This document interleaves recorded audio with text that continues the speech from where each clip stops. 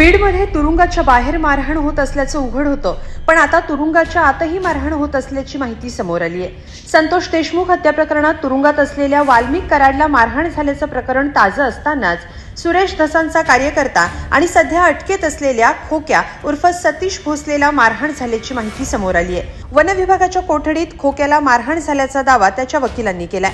त्यानंतर खोक्याची रवानगी न्यायालयीन कोठडीत करण्यात आली आहे। खोक्याला मारहाण झाल्याचे त्याचे फोटो सध्या सोशल मीडियावर व्हायरल होत आहेत। काय घडलंय नेमकं पाहूया सविस्तर।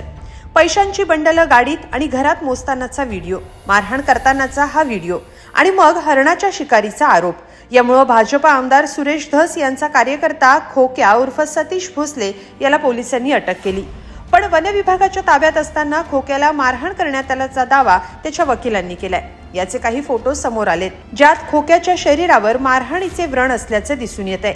या फोटोंचा आधार घेत वकिलानं मारहाणीचा आरोप केलाय। तसंच याच कारणानं खोक्याला न्यायालयीन कोठडी द्यावी अशी मागणीही वकिलांनी केली। न्यायालयानं वकिलांची ही मागणी मान्य करत सतीश भोसलेला न्यायालयीन कोठडी दिली आहे। शिरूर न्यायालयानं खोक्याला 14 दिवसांची न्यायालयीन कोठडी सुनावली आहे। पण वन विभागाच्या कोठडीत असताना खोक्याला नेमकी कुणी मारहाण केली याबाबत आता प्रश्न उपस्थित होतोय। दरम्यान सतीश भोसले उर्फ खोक्याला मारहाण झाल्याची घटना म्हणजे कायद्याचे 3-13 वाजल्याची दुसरी घटना आहे अशी प्रतिक्रिया अंजली दमानी यांनी दिली आहे। तसंच मारहाणीचे हे प्रकार थांबले पाहिजेत असंही दमानी बोलल्या। आजच सकाळी ही बातमी ऐकली की सतीश भोसले यांना कोठडीत मारहाण झाली। आता ती एक्झॅक्टली काय झालं त्याची चौकशी मी अजून केली नाही आहे, पण हे जे परत असे इन्सिडेंसेस होत आहेत हे कुठेतरी थांबले पाहिजेत आणि हे आपण जे म्हणतोय की कायद्याचे 3-13 वाजले हे त्याचं दुसरं अजून एक उदाहरण आपल्याला होताना दिसतंय। सतीश भोसले उर्फ खोक्यावर शेकडो वन्यजीव, हरिण, काळवीट, ससे आणि मोरांची शिकार केली असल्याचा गंभीर आरोप वन्यजीव प्रेमींनी केलाय। तसंच हरणांच्या मांसाच्या पार्ट्या केल्याचे अवशेषही सापडले असल्याचा दावा करण्यात आलाय।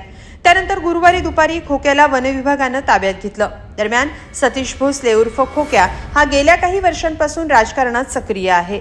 खोक्यावर गंभीर स्वरूपाचे गुन्हे दाखल आहेत, पण हे आरोप खोटे असून तो समाजकार्य करत असल्याचा दावा त्याच्या कुटुंबियांनी केलाय।